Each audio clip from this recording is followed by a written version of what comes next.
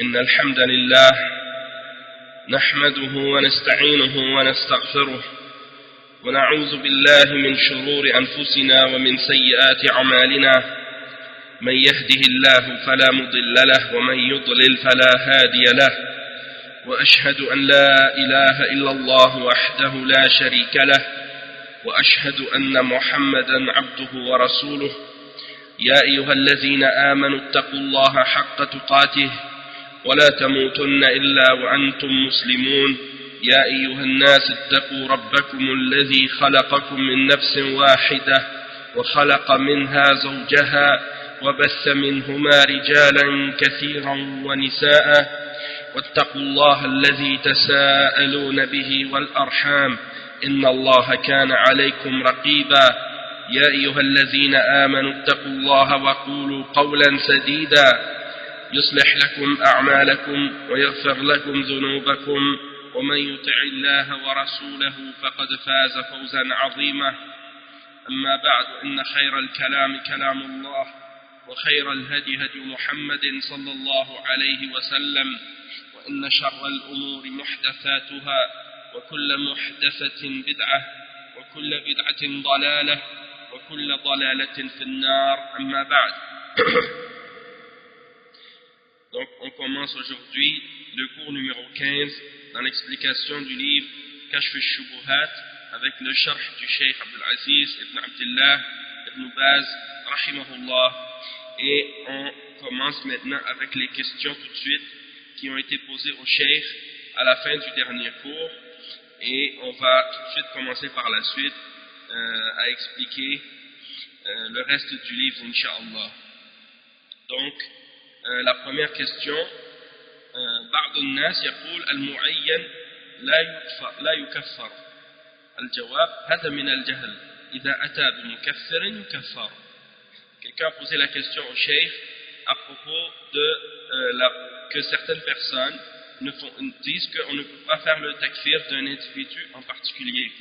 Et le cheikh a répondu à ce sujet-là en disant que ça c'est de l'ignorance. Si la personne commet quelque chose qui est kufr, qui fait sortir de l'islam, alors dans ce cas-là, elle sera déclarée comme étant kafir, même si c'est un individu. Et bien entendu, ici, à ce sujet-là, il y a d'autres détails qu'il faut comprendre, parce que c'est une question qui a été posée comme ça, et le cheikh il répond, mais il y a d'autres endroits où le cheikh a élaboré beaucoup plus sur ce détail-là, et bien entendu qu'on peut faire le takfir d'une personne spécifique, une personne en particulier, mais bien entendu il y a des règles, il y a des conditions à respecter, et c'est pas n'importe qui peut le faire. Il faut que ce soit quelqu'un qui possède de la science et qui connaisse les règles et les principes de l'islam, hein? Donc et de toute façon aussi à notre niveau, c'est pas sur ça qu'il faut se concentrer, mais il faut se concentrer surtout sur le fait de comprendre notre religion, de connaître qu'est-ce qui est kufr, qu'est-ce qui n'est pas kufr, qu'est-ce qui est shirk, qu'est-ce qui n'est pas shirk, pour justement se protéger, se préserver soi-même en premier, pour savoir et pour connaître notre religion, et bien entendu aussi pour avertir les autres.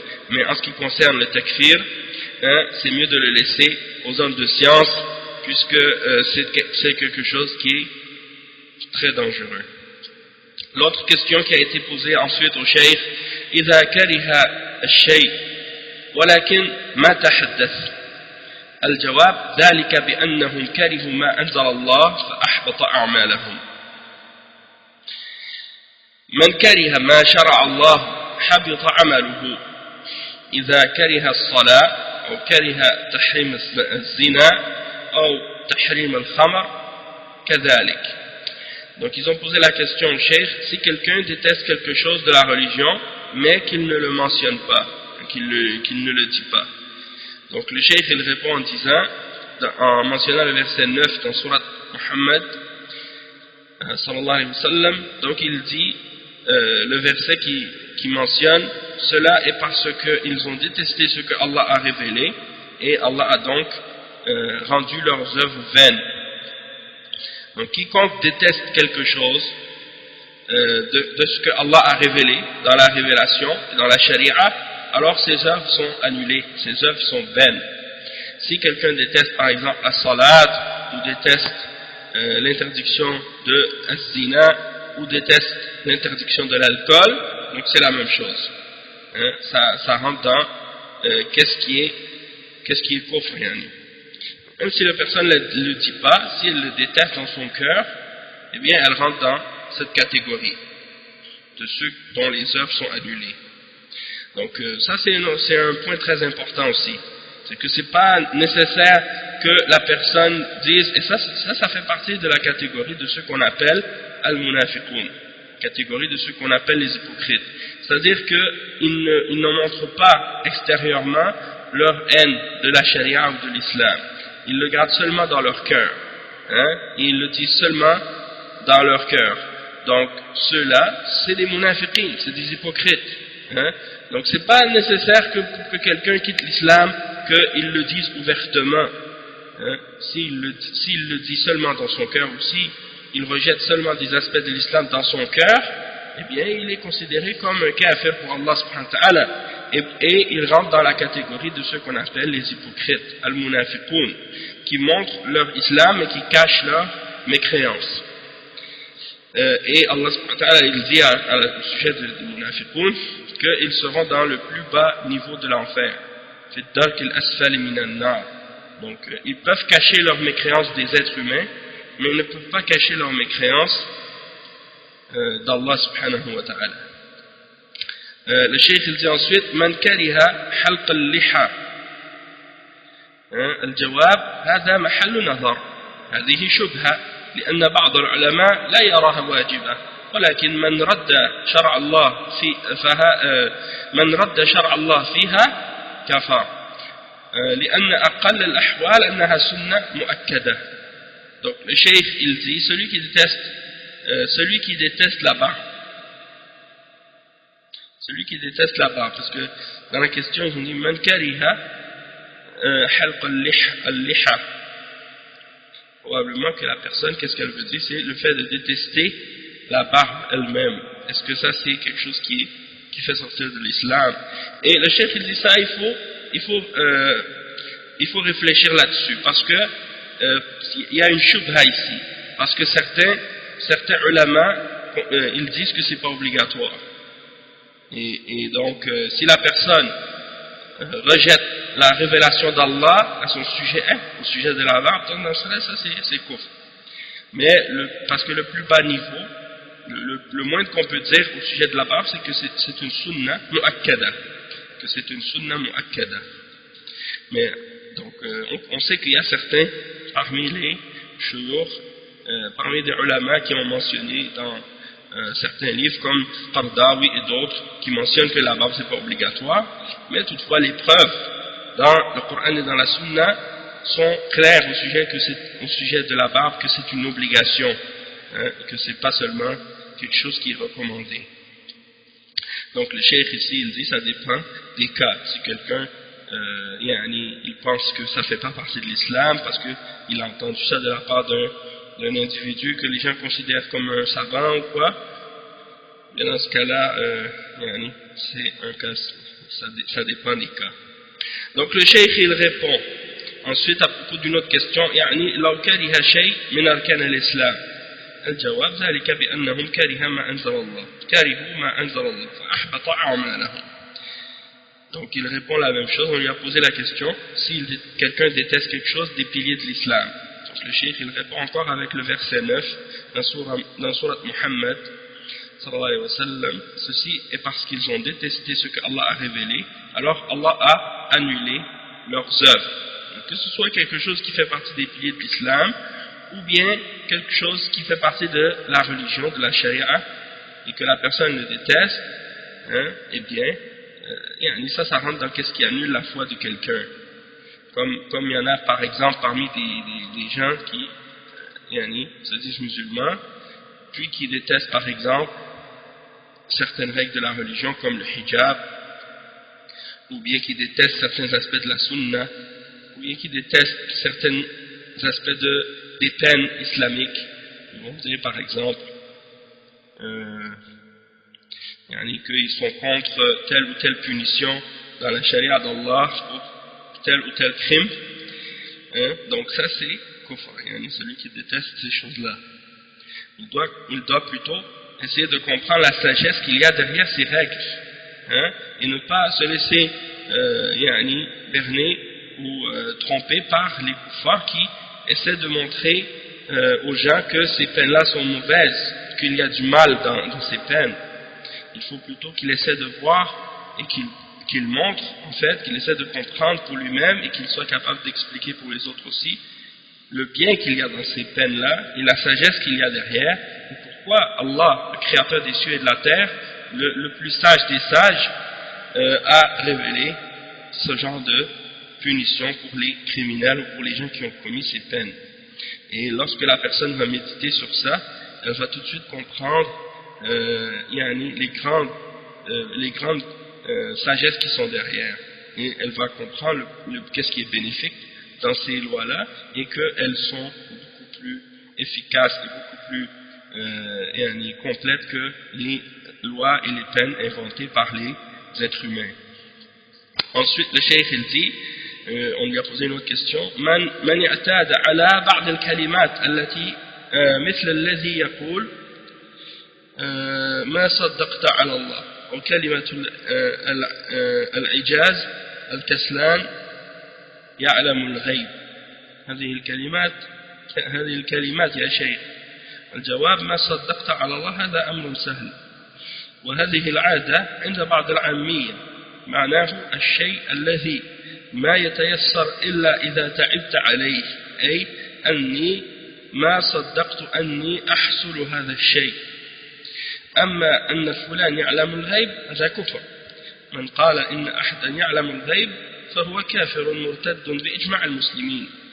قل لا يعلم من في السماوات والأرض الغيب إلا الله، ما أحد يعلم الغيب إلا الله، الرسل ما يعلمون الغيب إلا ما علمهم الله. قل لا أقول لكم عندي خزائن الله ولا أعلم الغيب ولا أقول لكم إني ملك. Donc, la personne pose une question au cheikh en lui demandant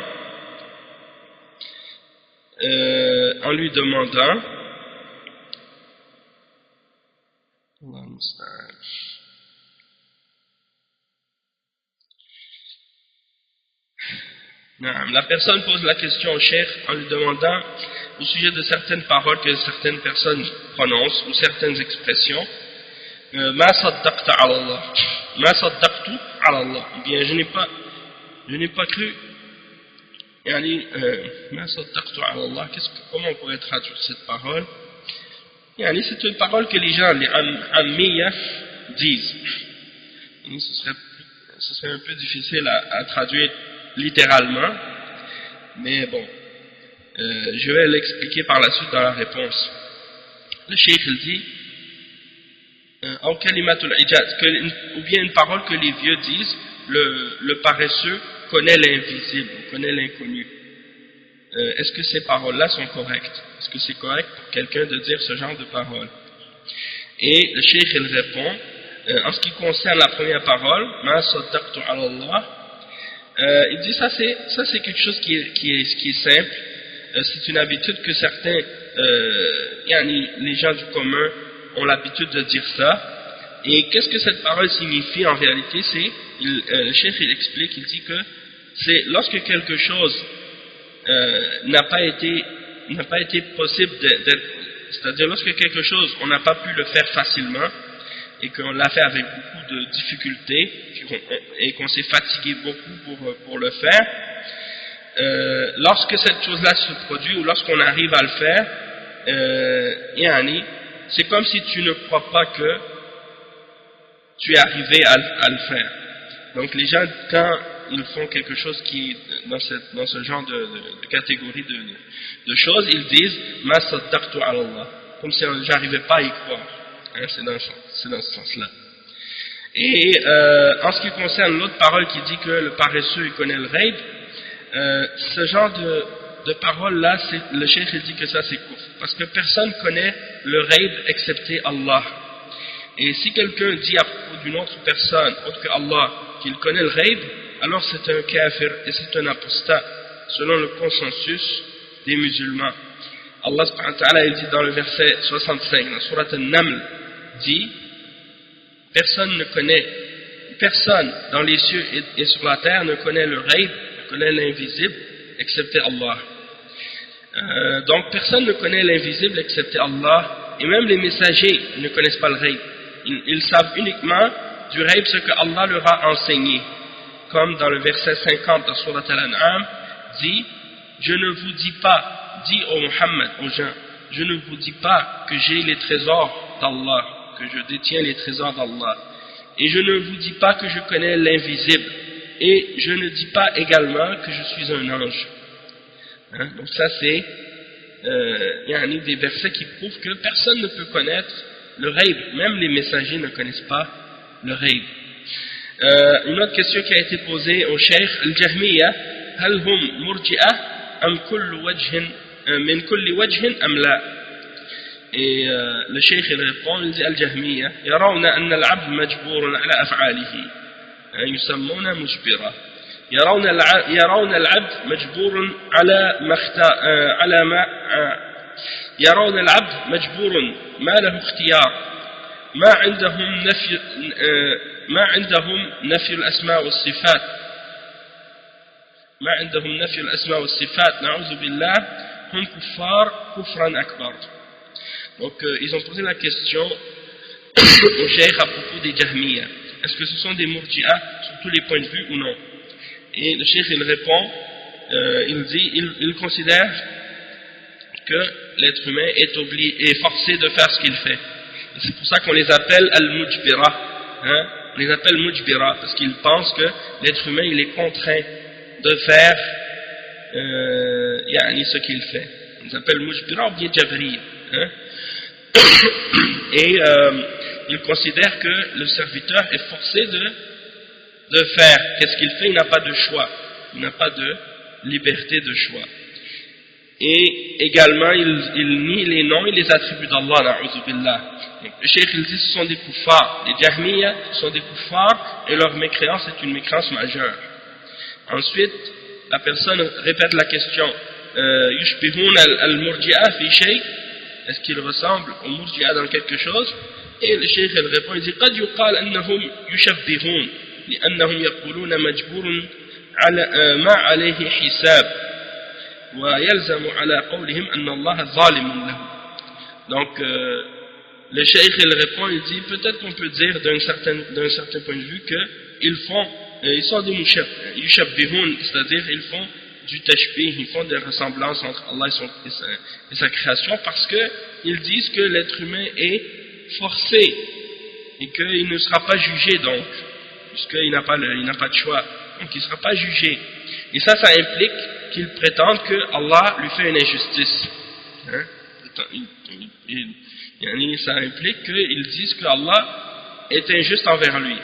Donc ça c'est d'une certaine façon une forme de tashbih, une forme de ressemblance entre Allah et sa créature, puisqu'ils attribuent à Allah l'injustice. Et ensuite, la personne repose la question: yushbihun al-murji'a bi qawlihim anna al-iman tasdiqun bil qalb indahum al-iman ma'rifa.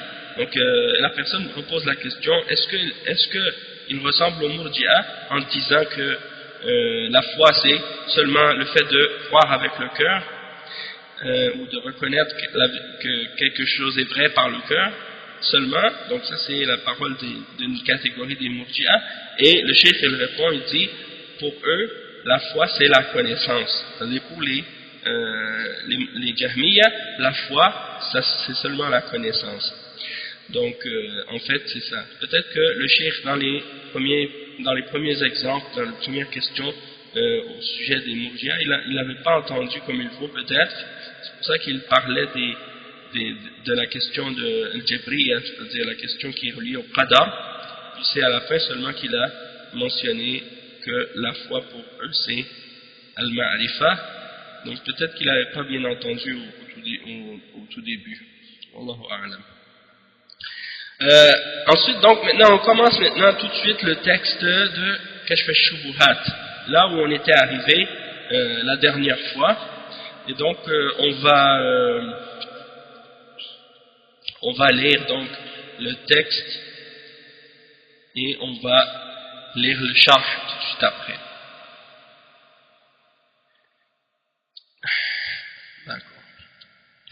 Donc le cheikh il dit, cheikh Mohammed ibn Abdul Wahhab il dit dans la suite de Kashf al-Shubuhat, وللمشركين شبهة أخرى يقولون إن النبي صلى الله عليه وسلم أنكر على أسامة قتل من قال لا إله إلا الله وقال أقتله بعدما أقتلته بعدما قال لا إله إلا الله وكذلك قوله أمرت أن أقاتل الناس حتى يقولوا لا إله إلا الله وأحاديث أخرى في هذا في الكف عمن قالها.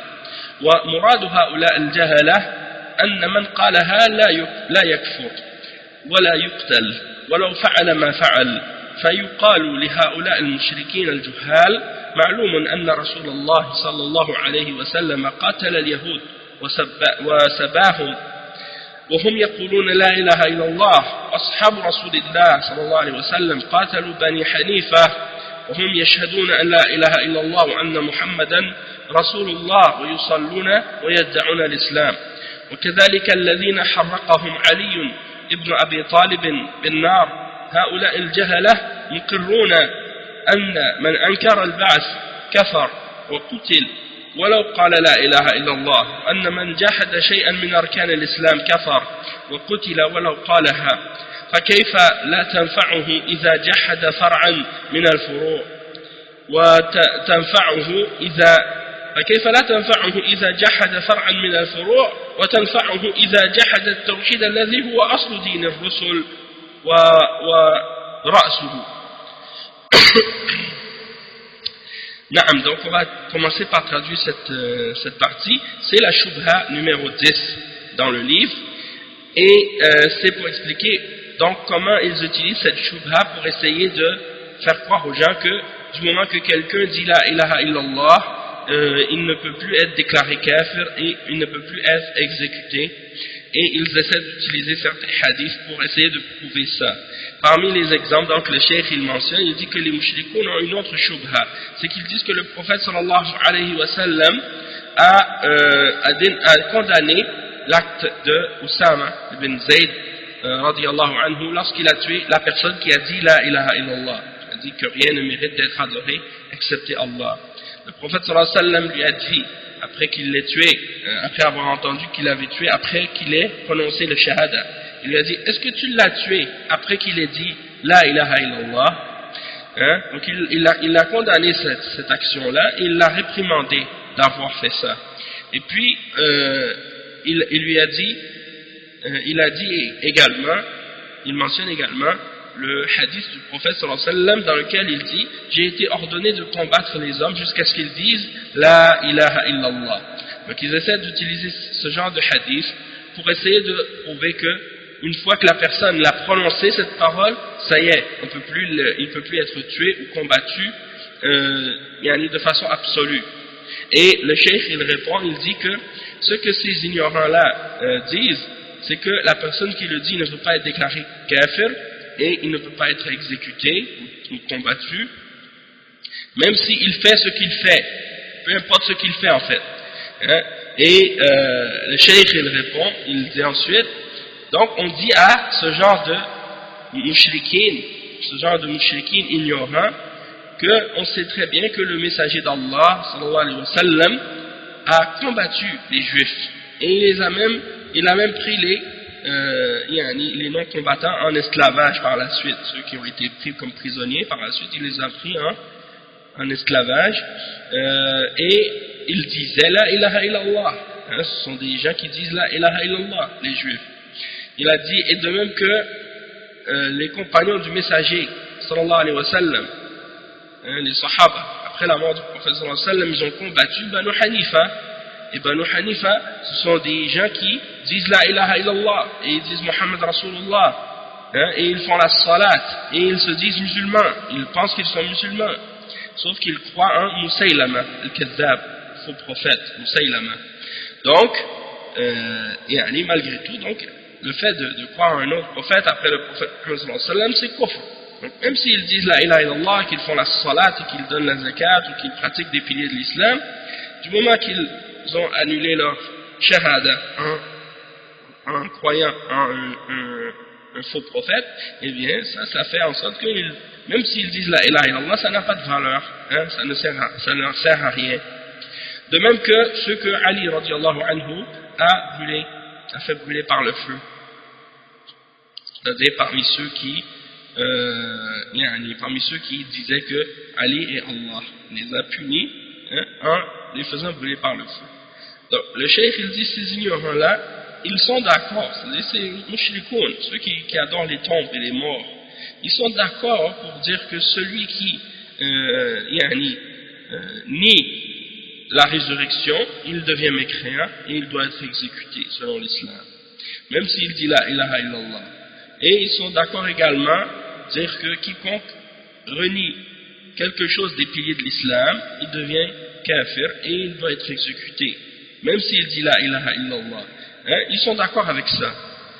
Donc le cheikh il leur pose la question, et ça c'est une question vraiment qui détruit complètement leur logique, hein, détruit complètement leur raisonnement.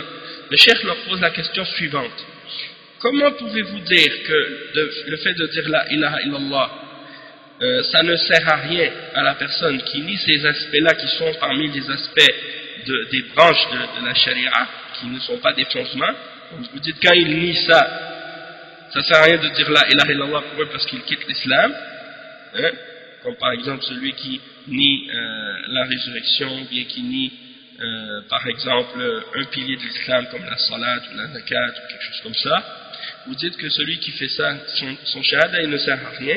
Alors comment pouvez-vous dire dans ce cas-là que si la personne renie le tawhid, qui est la base de l'islam, la base de la religion des messagers, et la tête de la religion, que s'il nie le tawhid, ça peut quand même, la ilaha illallah peut quand même lui profiter? Ça c'est une contradiction. Comment ça se fait que quand il nie une branche, vous dites que ça lui profite plus de dire la ilaha illallah, mais quand il nie la base de la religion, le tawhid, qu'il invoque des prophètes, des morts, des saints, des tombes, et qu'il dit la ilaha illallah, vous dites oui, ça lui profite quand même. Ça c'est une contradiction, hein? Et donc le cheikh il dit walakin a'da Allah ma fahimu ma'na al-ahadith, فأما حديث أسامة فإنه قتل رجلا ادعى الإسلام بسبب أنه ظن أنه ما ادعى الإسلام،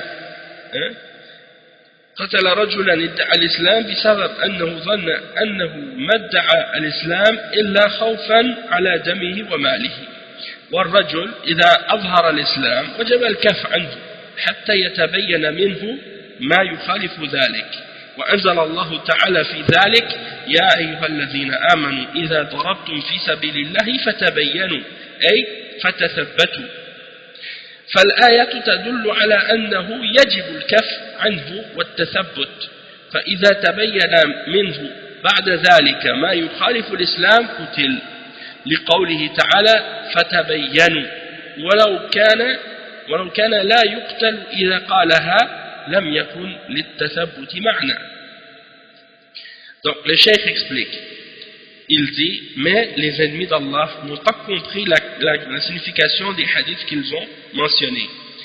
En ce qui concerne le hadith de Usama ibn Zayd, lorsqu'il a tué cet homme qui avait dit la ilaha illallah, il l'a tué parce qu'il croyait que cette personne avait uniquement prétendu l'islam parce qu'il avait peur pour sa vie et pour son sang et pour ses biens. C'est-à-dire que Usama, il a seulement dit la ilaha illallah parce qu'il avait peur d'être exécuté, d'être tué dans le combat. Et donc il a dit la ilaha illallah pour se protéger. Donc c'est pour ça que Usama s'est permis de le tuer, parce qu'il croyait que cette personne-là n'avait pas dit la ilaha illallah pour de vrai.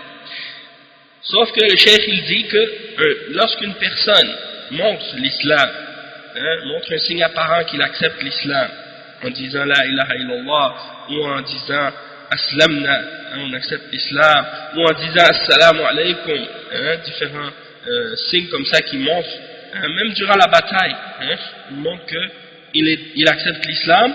À ce moment-là, tu n'as plus le droit de le toucher. À partir du moment qu'il dit la ilaha illallah, ou qu'il dit quelque chose qui montre qu'il accepte l'islam, tu n'as plus le droit de lui toucher, même pas un cheveu. Et tu dois t'abstenir de lui faire quoi que ce soit. Jusqu'à ce que tu vois par la suite, donc il devient clair par la suite, que la personne fait quelque chose qui vient en contradiction avec la ilaha illallah. Et c'est pour ça que Allah subhanahu wa ta'ala a révélé le verset 94 dans Surat An-Nisa, dans lequel Allah subhanahu wa ta'ala dit: ô vous qui avez cru, lorsque vous partez dans le sentier d'Allah pour le combat, alors vérifiez, fatabayyanu, cherchez la clarification, cherchez la vérification, fatathabbatu, ça veut dire vérifier. Lorsque quelqu'un vous dit salam, ou vous dit qu'il est sur l'islam, ou des choses comme ça, eh bien il faut vous abstenir de le tuer ou de le frapper. Et il faut vérifier que la personne a accepté l'islam. Donc si par la suite tu vérifies que la personne est sur l'islam et que tu constates que la personne a contredit l'islam, contredit les fondements de l'islam, dans ce cas-là il sera exécuté par la suite. Parce que Allah subhanahu wa ta'ala il a dit fatabayyanu, ولو كان لا يقتل إذا قالها لم يكن للتثبت معنى. Donc si une fois que la personne avait dit la ilaha illallah, qu'on devait le laisser de façon absolue, donc pourquoi Allah nous a dit dans ce cas-là vérifier, si la personne ne pouvait pas du tout être exécutée par la suite, Allah n'aurait pas dit vérifier, et donc le fait qu'il y ait la mention de vérifier, c'est pour montrer que la personne peut être exécutée, mais par la suite, lorsqu'on a vérifié que la personne est sur le tawhid ou non. Le cheikh il dit وكذلك الحديث الآخر وأمثاله معناه ما ذكرناه أن من أظهر التوحيد والإسلام وجب الكف عنه إلى أن يتبين منه ما يناقض ذلك. أي نعم. والدليل على هذا أن رسول الله صلى الله عليه وسلم قال: أقتلته بعدما قال لا إله إلا الله وقال: أمرت أن أقاتل الناس حتى يقولوا لا إله إلا الله.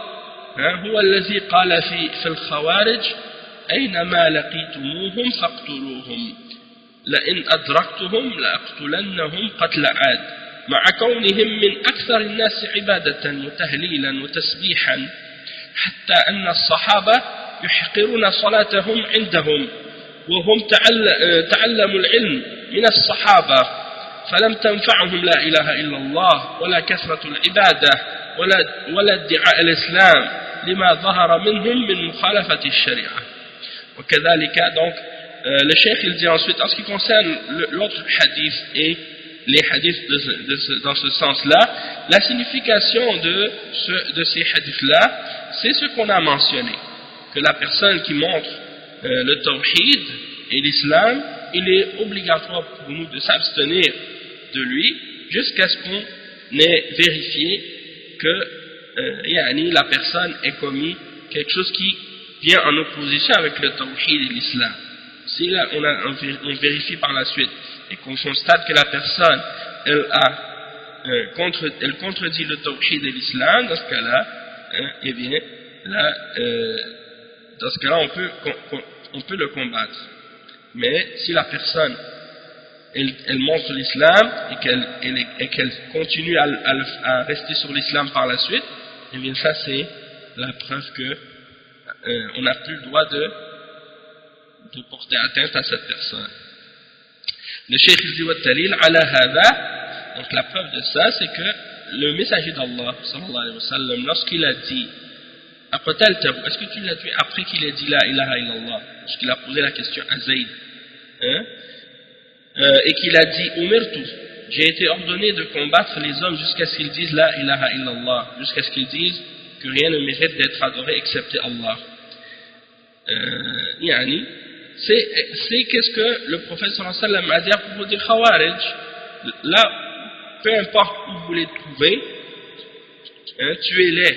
Peu importe où vous les trouvez, les Khawarij, tuez-les. Et si je les aurais rencontrés, je les aurais exterminés comme le peuple de Had. Et ça, c'est que malgré que les Khawarij sont des gens qui sont parmi les gens qui font le plus d'adoration, qui disent le plus la ilaha illallah et qui disent le plus subhanallah et différentes formes de glorification d'Allah, même que les Sahaba méprisaient leur propre prière par rapport à la prière des Khawarij. Quand ils voyaient les Khawarij faire la prière, faire la salat, ils se méprisaient eux-mêmes tellement que les Khawarij étaient extrémistes dans la prière. Là, ces gens-là, ils prient énormément. Et pourtant, ils ont appris la science des Sahaba. Mais la ilaha illallah ne leur a pas servi, malgré la quantité d'adoration qu'ils faisaient et malgré qu'ils prétendaient être sur l'islam, à cause de ce qu'ils ont montré comme opposition à la charia. Le cheikh il dit وكذلك ما ذكرناه من قتال اليهود وقتال الصحابة بني حنيفة وكذلك أراد النبي صلى الله عليه وسلم أن يغزو بني المصطلق لما أخبره رجل أنهم منعوا الزكاة حتى أنزل الله تعالى يا أيها الذين آمنوا إن جاءكم فاسق بنبأ فتبينوا أن تصيبوا قوما بجهالة فتصبحوا على ما فعلتم نادمين وكان الرجل كاذبا عليهم وكل هذا يدل على أن مراد النبي صلى الله عليه وسلم في الأحاديث التي احتجوا بها ما ذكرناه. Donc le cheikh il dit également ce qu'on a mentionné au sujet du combat contre les juifs, du combat des Sahaba contre Bani Hanifa, la tribu de Musaylama, al-Kadhab, le faux prophète. Et le cheikh il dit, et de même que le prophète sallallahu alayhi wa sallam a même voulu combattre Bani al-Mustalaq lorsque quelqu'un l'a informé qu'ils ont refusé de payer la zakat, jusqu'à ce que Allah subhanahu wa ta'ala révèle le verset 6 dans Surat al-Hujurat, dans lequel Allah subhanahu wa ta'ala dit: ô vous qui avez cru, lorsqu'un pervers vous vient avec une information, alors vérifiez-la, pour ne pas que vous faisiez du tort à un peuple par ignorance et que vous soyez par la suite pris de remords pour ce que vous avez fait. Donc, la personne qui avait informé le prophète sallallahu alayhi wa sallam au sujet de Bani al-Mustalaq, c'était un menteur. Et donc, il avait dit qu'ils avaient refusé de payer la zakat, alors que ce n'était pas vrai. Et donc, mais quand même, ça nous montre une chose. Ça nous montre que le prophète sallallahu alayhi wa sallam a voulu les combattre lorsqu'il a appris l'information. Et donc ça, c'est une preuve pour ceux qui viennent par la suite, parmi les musulmans qui refusent de payer la zakat. Et c'est pour ça que Abu Bakr al-Siddiq radiyallahu anhu par la suite, après la mort du prophète sallallahu alayhi wa sallam, il a combattu ceux qui ont refusé de payer la zakat. Et malgré que ce soit des gens qui disaient la ilaha illallah, donc tout ça c'est des preuves contre ce que ces gens-là prétendent, qui essaient de faire croire aux gens que ça suffit de dire la ilaha illallah et de le prononcer, même si par la suite tu fais du shirk, c'est pas grave. C'est de l'ignorance de la part de ces gens-là. Et ensuite il dit donc tout ce qu'on a mentionné, ça prouve que ce que le prophète sallallahu alayhi wa sallam a voulu dire, ça clarifie qu'est-ce que le prophète sallallahu alayhi wa sallam a voulu dire dans ces hadiths que ces gens-là ont mentionné comme argument pour essayer de justifier leur position.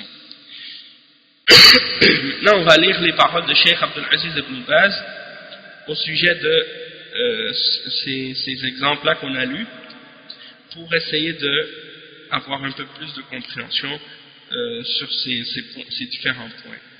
Donc le Cheikh bin Baz il dit Alhamdulillah wa sallallahu wa sallam ala rasulillah wa ala alihi wa ashabihi wa man ihtada bihudahu amma ba'd.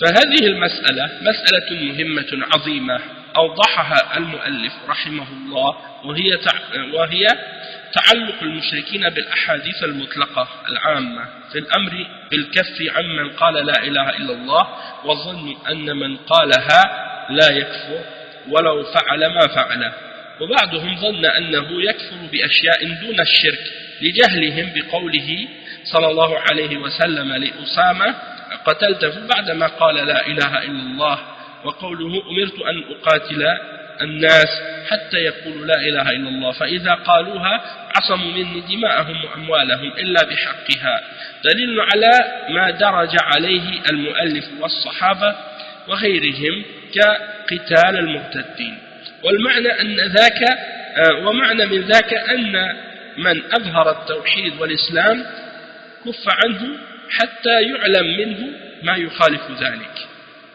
Donc on va traduire cette partie.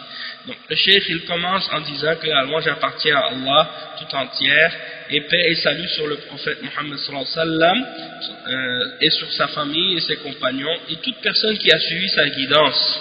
Ensuite, cette question, c'est une grande question, une question très importante que l'auteur, le cheikh Mohammed ibn Abdul Wahhab, rahimahullah, a expliqué et clarifié. Et c'est en fait les hadiths qui sont générales,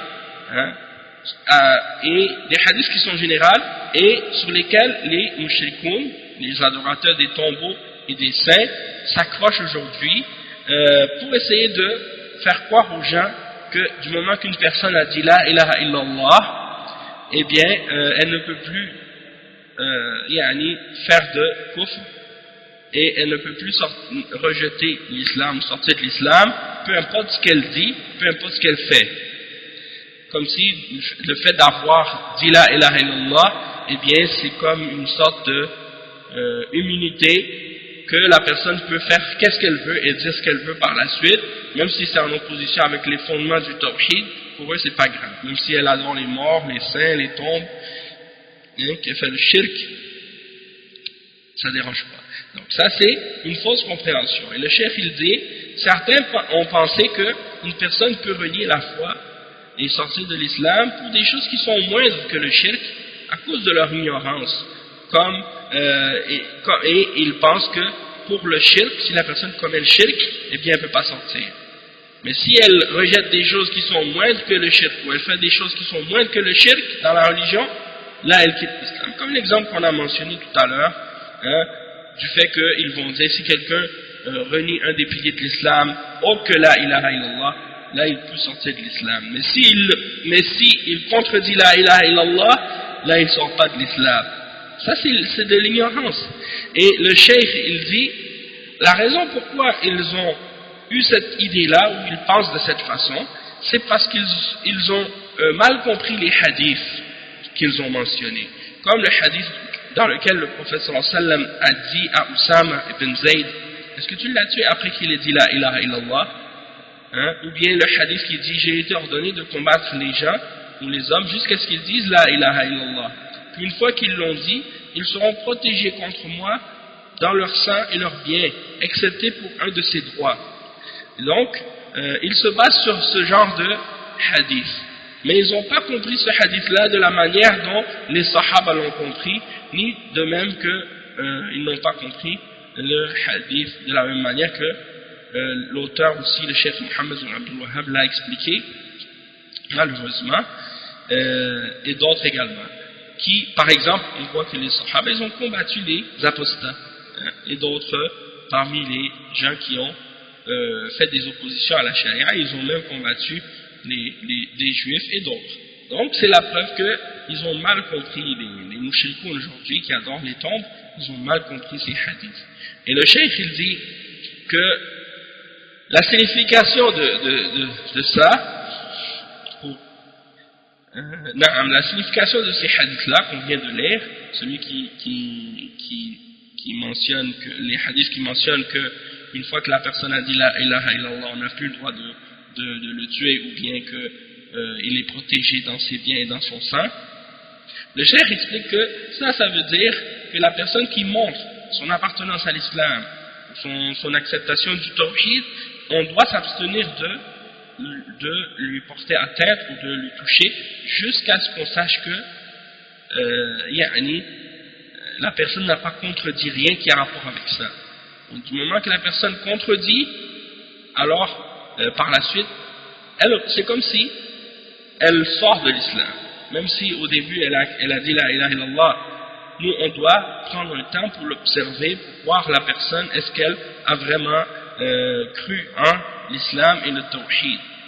Donc on n'a pas le droit de la toucher par la suite. Mais si on voit par la suite que la personne est encore dans le shirk et qu'elle pratique le shirk ou dit du kufr, et là c'est autre chose, son verdict change par la suite. Et donc c'est pour ça que le cheikh dit celui que Oussama ibn Zayd radiallahu anhu a tué en croyant qu'il avait prononcé la ilaha illallah pour se protéger, ou bien par la peur de son arme ou de son épée, et puis qu'il l'a tué par la suite, le prophète sallallahu alayhi wa sallam lui a dit que il a considéré que ce qu'il avait fait c'était une erreur, et puis il lui a expliqué que qu'est-ce qui est obligatoire, c'est de s'abstenir de toucher à la personne qui dit la ilaha illallah jusqu'à ce qu'on observe la personne et qu'on analyse sa situation. Donc le cheikh il dit وهكذا كل إنسان لا يقول لا إله إلا الله من الكفار الذين يأبون أن يقولوها مثل كفار قريش لما قال لهم قولوا لا إله إلا الله قالوا أجعل الآلهة إلها واحدا إن هذا لشيء عجاب وقالوا أئنا لتارك آلهتنا لشاعر مجنون وقال جل وعلا إنهم كانوا إذا قيل لهم لا إله إلا الله يستكبرون ويقولون أئنا لتارك آلهتنا لشاعر مجنون فالذين يجحدون لا إله إلا الله إذا قالوها يكف عنهم حتى ينظر في أمرهم فإن استقاموا ووحدوا الله وأخلصوا له العبادة والتزموا الشرع وعلم عنهم الإسلام تم الكف عنهم أما إن قالها وهو لا يؤمن بمعناها ولا يعتقد معناها يقول لا إله إلا الله وهو يعبد غير الله كما تفعل المنافقين وكما فعل أصحاب مسيلمة يقولون لا إله إلا الله ويصلون ويصومون ويقولون مسيلمة نبي قد كذبوا قوله جل وعلا ما كان محمد أبا أحد من رجالكم ولكن رسول الله وخاتم النبيين فكيف يكون مسيلمة نبي ومحمد خاتم الأنبياء ولهذا قاتلهم الصحابة لأنهم زعموا في مسيلمة أنه نبي وهذا كفر بالإجماع ولو قالوا لا إله إلا الله. Donc, le cheikh il dit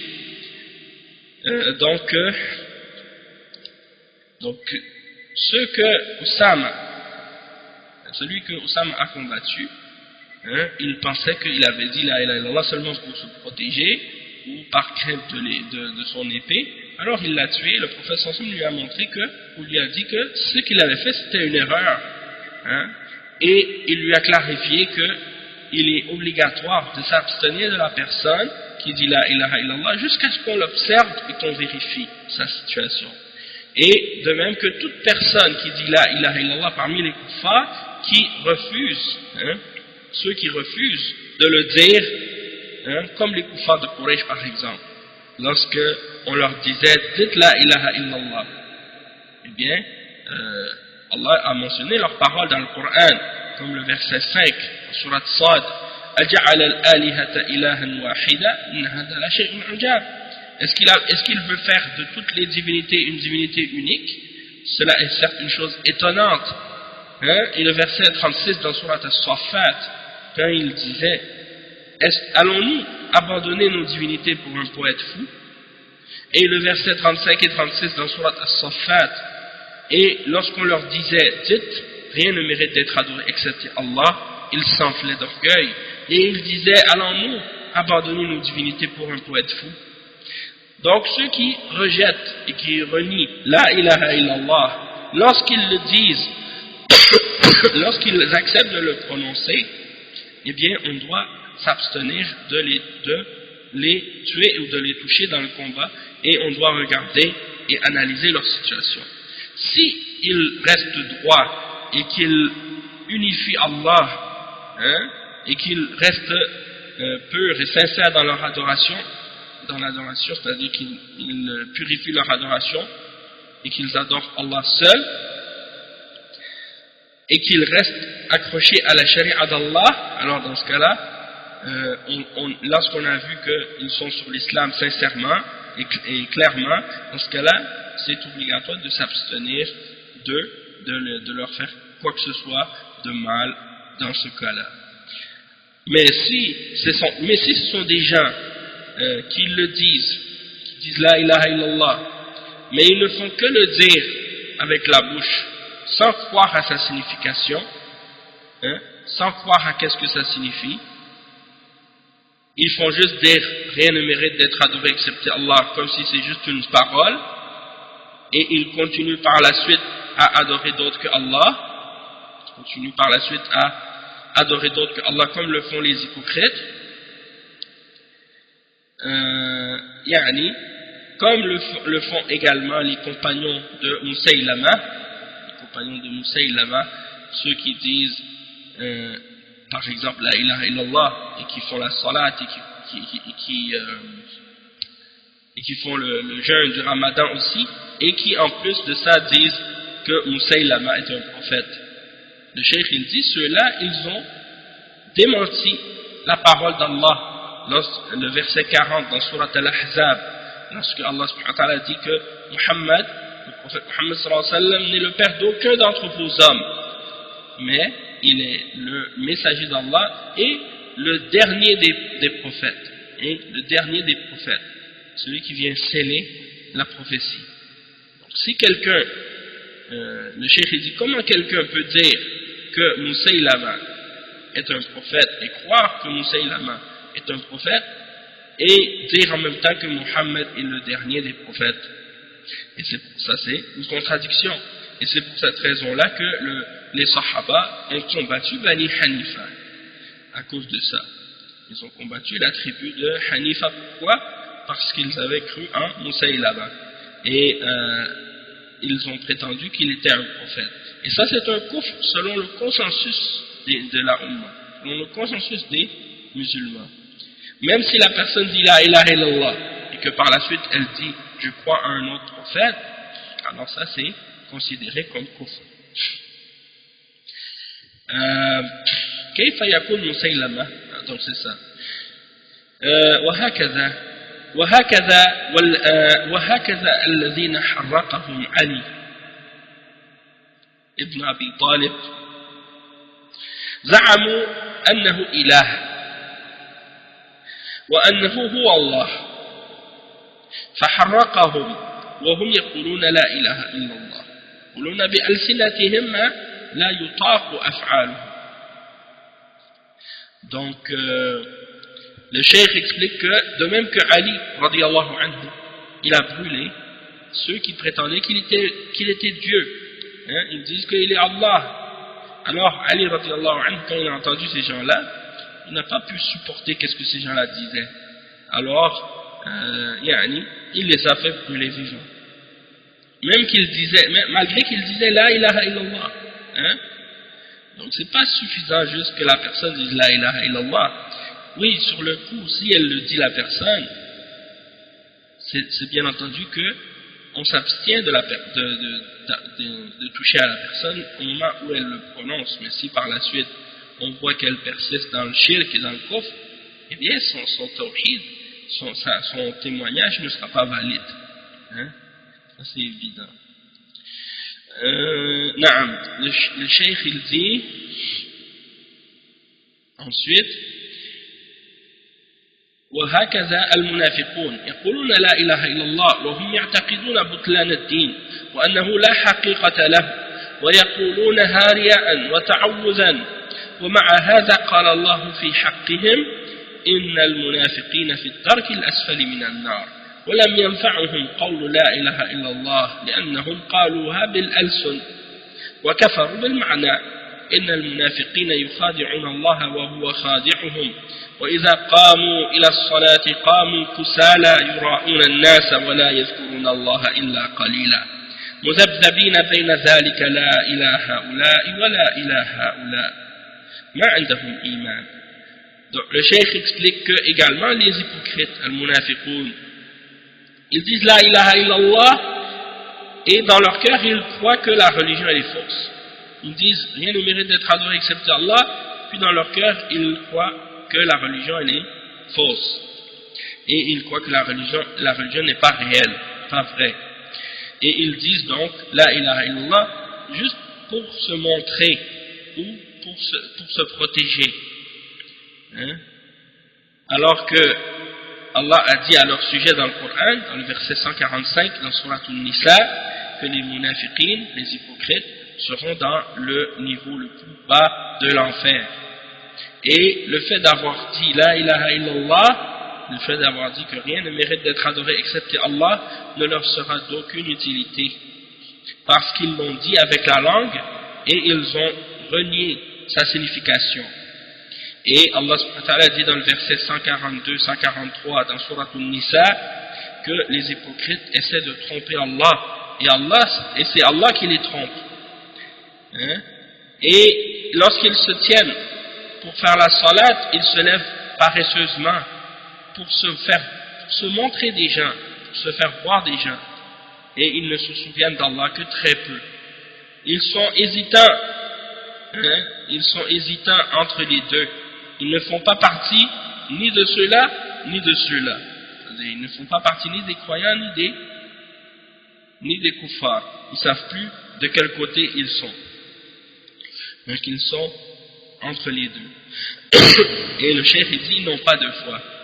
Le cheikh dit فهكذا كل إنسان يقول لا إله إلا الله ويشهد أن لا إله إلا الله وهو يعبد غير الله أو ينكر البعث والنشور أو ينكر وجوب الصلاة ويستحل الزنا ويستحل الخمر يكفر بذلك عند جميع المسلمين ولو قالوا لا إله إلا الله.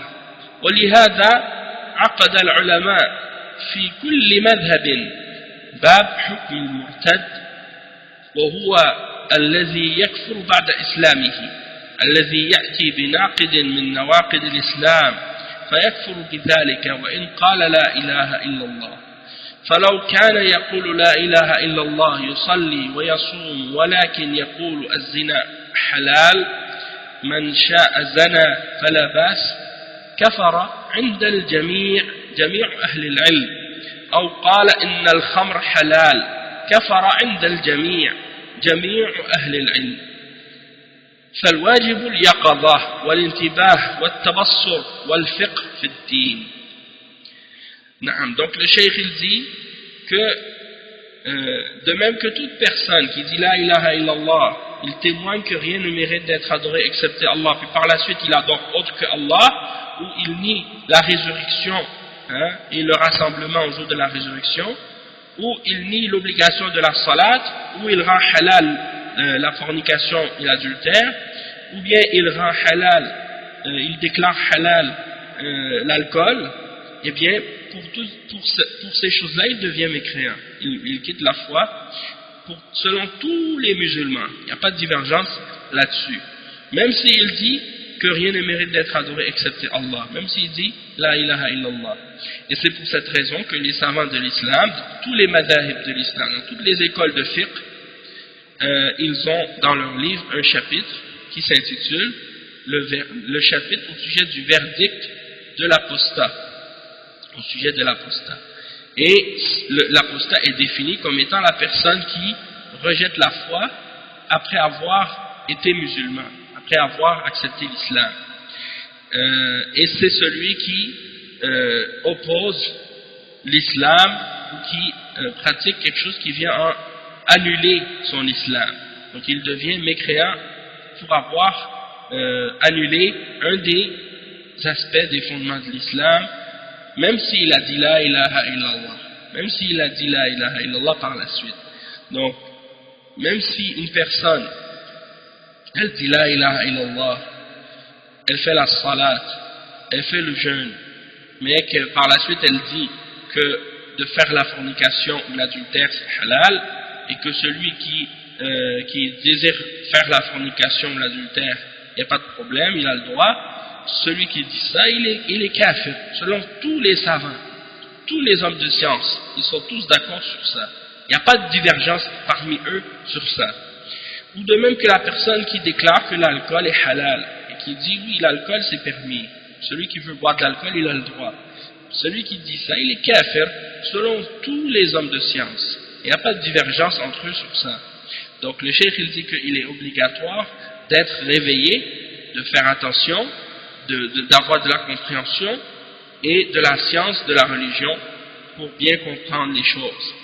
Ensuite il dit al-muslim yartaddu idha ata binaqidin min nawaqid al-islam walau ata bil-baqiyya fa idha kana ya'budu al-badawi wa ya'budu an-nabi sallallahu alayhi wa sallam aw ya'budu Zaynab aw ya'budu al-Hasan aw ya'budu al-Husayn aw ya'budu Ali ya'buduhum wa yastaghithu bihim kafara ولم ينفعهم قول لا إله إلا الله وهكذا إذا جعل الملائكة أو الجن واستغاث بهم كفر ولو قال لا إله إلا الله وهكذا إذا دعا الأشجار والأحجار أو الأصنام كما تفعل قريش مع العزى واللات ومنات. الواجب على المسلم أن يتبصر أن يكون على بينة في دينه، فالمشرك مشرك وإن قال لا إله إلا الله والكافر كافر وإن قال لا إله إلا الله حتى يؤمن بمعناها وحتى يؤدي حقها. Donc le cheikh il dit que le musulman il peut apostasier, lorsqu'il peut quitter l'islam, lorsqu'il fait par exemple quelque chose qui vient en annuler son islam, un des nawaqid parmi les nawaqid de l'islam, même s'il en fait juste un naqid, c'est pas nécessaire que la personne ramène toutes les annulatifs de l'islam ensemble. Même s'il en fait juste un et qu'il pratique tout le reste, eh bien il apostasie, il a quitté l'islam dans ce cas-là. Si quelqu'un par exemple il adore un homme qui s'appelle Al-Badawi, que les gens en Égypte adorent en dehors d'Allah, il a une tombe, il a une mausolée qui a été construite sur sa tombe dans une ville en Égypte qui s'appelle Tanta, et les gens ils vont là-bas par milliers chaque année pour faire des pèlerinages à cette tombe, et ils l'adorent en dehors d'Allah.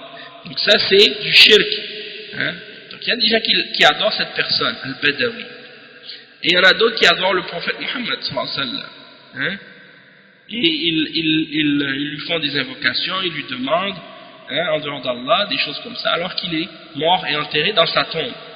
Donc celui qui adore le prophète Mohammed sallallahu alayhi wa sallam, il est mushrik, il est kafir, il n'est pas musulman. Ou bien celui qui adore celle qu'ils appellent la sainte Zaynab, il l'adore en dehors d'Allah. Elle a une mausolée elle aussi en Égypte, et beaucoup de gens l'adorent en dehors d'Allah. Ou bien d'autres adorent Al-Hassan, le petit-fils du prophète Mohammed sallallahu alayhi wa sallam, ou bien Al-Hussein, comme les Shia Rafida en Iran, qui adorent Hussein, qui ont fait une mausolée dans une mosquée à l'endroit où il a été enterré, à Karbala, et ils prennent même la terre de cet endroit-là pour faire des pierres, pour mettre par terre lorsqu'ils prient, et ils se prosternent dessus. Ils pensent que c'est une terre sainte. Allah al-Musta'an. Donc tout ça c'est des exemples de shirk que ces gens-là font. Ou bien celui qui adore Ali radiyallahu anhu, la même chose. Ou ceux qui les appellent au secours dans les moments de détresse, alors qu'ils sont morts, enterrés dans leur tombe depuis des siècles, ils ne peuvent même pas s'aider eux-mêmes, alors comment pourraient-ils aider les autres, d'autres êtres humains? Donc celui qui les adore en dehors d'Allah et qui les appelle à l'aide et qui laisse Allah subhanahu wa ta'ala, au lieu d'adorer Allah et de demander l'aide d'Allah, il demande l'aide des créatures faibles est morte, enterrée, celui-là il a rejeté la foi en l'islam. Et le fait de dire la ilaha illallah n'a aucune signification en réalité pour ces gens-là. Et ne sera pas profitable. De même que la personne qui a pris les anges comme divinité en dehors d'Allah, qui les invoque, ou qui cherche qui appelle au secours les djinns pour venir à leur aide, eh bien ceux-là ils ont rejeté la foi, même s'ils disent la ilaha illallah. Ou ceux qui adorent ou qui invoquent les arbres, les pierres, les idoles comme le faisaient les gens de Quraysh avec Al-Uzza et Al-Lat et Manat et ainsi de suite, et toutes les autres divinités qu'ils avaient. Donc ça c'est tous des exemples de shirk et de kufr. Le cheikh il dit Al-wajib ala al-muslim an yatabassar an yakuna ala bayyinatin fi dini. Donc le musulman c'est obligatoire pour lui d'avoir une bonne compréhension, une bonne connaissance de sa religion, pour qu'il puisse pratiquer sa religion avec preuve et avec compréhension. Il ne faut pas juste faire des choses parce que les gens ils le font et lui il les a vus faire et il le suit. Il les imite comme les singes imitent les gens. Des fois les singes, tu fais quelque chose devant le singe il le répète. Le musulman il ne doit pas faire ça, il ne doit pas être comme un singe dans sa religion, ou comme un perroquet. Il répète qu'est-ce que les gens ont dit parce que les gens l'ont dit. Et surtout les convertis aussi, surtout les nouveaux pratiquants, ceux qui n'ont pas pratiqué l'islam durant leur vie et qui commencent à pratiquer tout d'un coup, même s'ils sont nés dans une famille musulmane. Souvent, ils commencent à pratiquer l'islam en imitant qu'est-ce que ceux qui sont pratiquants dans leur famille font. Ou bien quelqu'un qui n'était pas musulman, qui devient musulman, eh bien, il commence à pratiquer l'islam en se basant sur ce que ils voient les gens faire dans la mosquée où ils ont accepté l'islam. C'est pas ça la référence pour comprendre l'islam. La référence pour comprendre l'islam, c'est de retourner aux références de l'islam, c'est-à-dire au Coran et à la Sunna, et de retourner aux ulama de l'islam qui suivent le Coran et la Sunna selon la compréhension des compagnons du prophète sallallahu alayhi wa sallam et des sahaba et des tabi'in et de ceux qui les ont suivis par la suite. Donc, celui qui prend sa religion des sources et des références, c'est lui qui arrive à avoir une bonne compréhension de sa religion. Il commence par l'étude du tawhid et des bases de l'islam et de la sunna et ainsi de suite, et il évolue comme ça dans sa religion avec une base solide et avec une compréhension ferme, et une connaissance correcte, tandis que celui qui va un peu partout comme ça, il prend de n'importe qui et il n'étudie pas les bases en premier, eh bien il finit par avoir une religion qui est complètement confuse, mélangée, et il ne sait plus où est la vérité et le faux, et il mélange tout. Donc ça c'est dangereux. Et donc le cheikh il dit le musulman il doit pratiquer sa religion avec preuve, et il faut savoir qu'un mushrik c'est un mushrik. Même si le mushrik dit la ilaha illallah, ça reste un mushrik. Tant qu'il n'a pas dit cette parole-là avec compréhension et qu'il l'a appliquée par la suite. Il a agi selon sa signification. Ce n'est pas suffisant juste de prononcer la parole. Ou bien il dit aussi le cheikh que le kafir il est kafir. Même si le kafir dit la ilaha illallah, s'il reste sur le kufr, ça ne sera pas bénéfique pour lui. Jusqu'à ce qu'il croit en la signification de la ilaha illallah et qu'il l'applique et qu'il lui donne son droit, et qu'il donne à cette parole-là son droit et qu'il l'applique.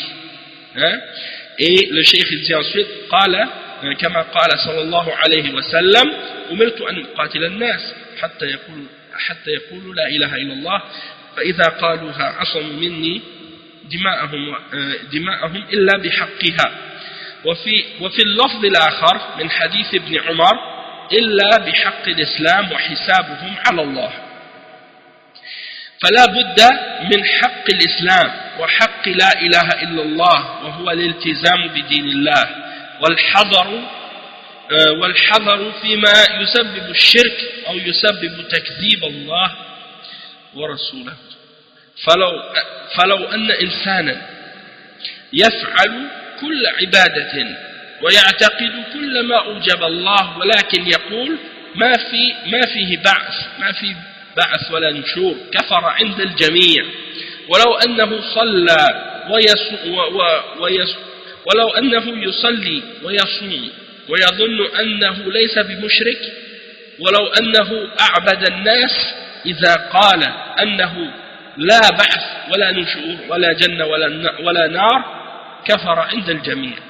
وهكذا لو كان يؤمن بكل شيء ولكن يقول الزنا حلال أو الخمر حلال أو الصلاة ما هي بواجبة أو صوم رمضان ليس واجبا أو الحج ليس واجبا مع الاستطاعة كفر عند الجميع.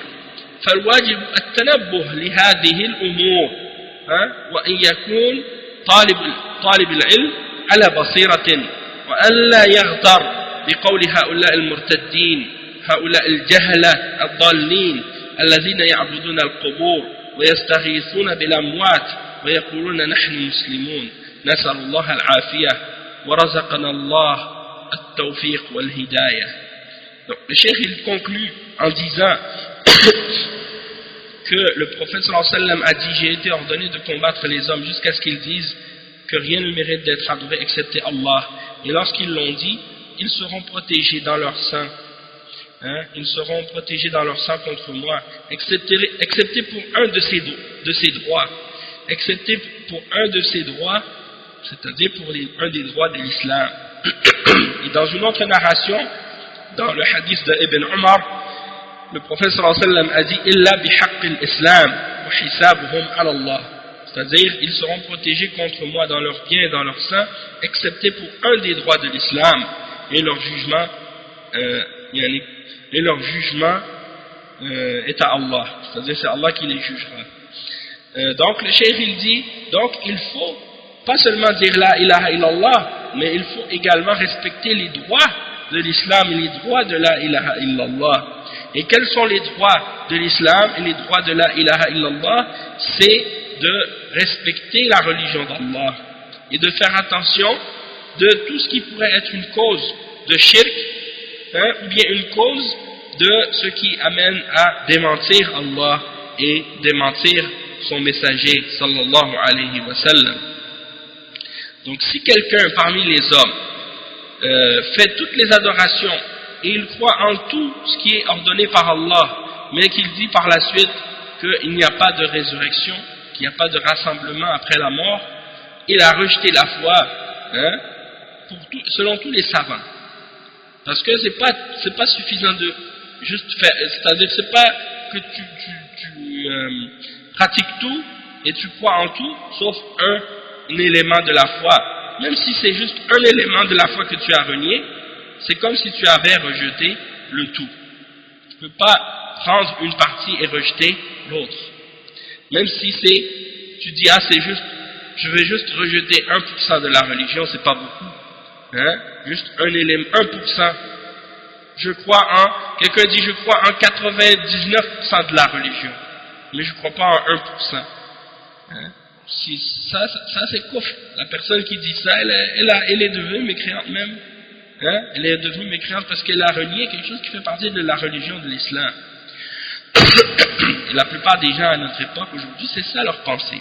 Une fois j'ai rencontré une femme juive, et cette femme juive là, elle m'a dit toutes les religions, elles ont du vrai et du faux. J'ai dit toutes les religions ont du vrai et du faux sauf l'islam. Et là elle s'est mise en colère et elle est partie. Elle s'est mise en colère et elle est partie parce qu'elle voulait que je lui dise oui, toutes les religions ont du vrai et du faux, sauf et elle voulait que je lui dise comme elle, que toutes les religions ont du vrai et du faux, même l'islam. Et je lui ai répondu le contraire. Je lui ai dit toutes les religions ont du vrai et du faux, c'est vrai, sauf l'islam. L'islam n'a que du vrai, parce que c'est la religion d'Allah. Il ne peut pas y avoir de faux dedans, Et donc les kuffars, eux, souvent ils te disent des paroles comme ça. Ils te disent des paroles comme pour dire ah mais dans toutes les religions il y a du bon, il y a du mauvais. Toutes les religions, parce que ce sont des religions de fausseté, des religions inventées par les hommes, ou bien même si à la base c'était des religions qui ont été ramenées par les messagers d'Allah, par les prophètes, comme la religion des juifs et des chrétiens, mais cette religion-là, elle n'est pas restée telle qu'elle. Leur religion, elle a été falsifiée par la suite et changée. les messagers sont venus, et après que ces messagers-là sont partis, eux, ils ont changé les messages de ces messagers-là, ils ont rajouté des choses dedans, ils ont enlevé des choses dedans. Donc ces religions-là sont devenues fausses aujourd'hui. Le christianisme aujourd'hui, c'est pas la religion que Allah a révélée à Isa, et la religion que les juifs suivent aujourd'hui, c'est pas la religion que Allah a révélée à Moussa, alayhi salam. Et même si c'était le cas, même si c'était encore resté tel quel, et même si c'était resté tel quel, la religion de Isa et de Moussa, elle ne serait toujours pas valable à suivre aujourd'hui. Pourquoi? Parce que le prophète Mohammed sallallahu alayhi wa sallam est venu abroger tout ce qu'il y avait comme religion précédente. Et donc personne aujourd'hui ne peut continuer à suivre une religion ou un prophète précédent et prétendre qu'il est sur une religion de vérité, parce que ces religions-là sont abrogées aujourd'hui. D'accord? Et donc, il n'y a plus de religion il n'y a plus d'autre religion qui soit vraie, totalement vraie, excepté l'islam aujourd'hui. Donc ça, c'est un point très très important, parce que vous voyez ça, souvent les kuffars, ils vont vous dire des paroles comme ça, il faut savoir que ça c'est du kufr. Et ensuite, donc le cheikh il dit, si une personne prie, fait la salat, fait le jeûne, et il pense qu'il n'est pas mushrik, même si c'est la personne la plus dévouée, la plus pieuse en apparence, qui fait la salat et le jeûne et tout, mais qu'elle dit par la suite, moi je ne crois pas en la résurrection, ou je ne crois pas au rassemblement après la mort, ou je ne crois pas au paradis, ou je ne crois pas en enfer, eh bien cette personne elle est kafir.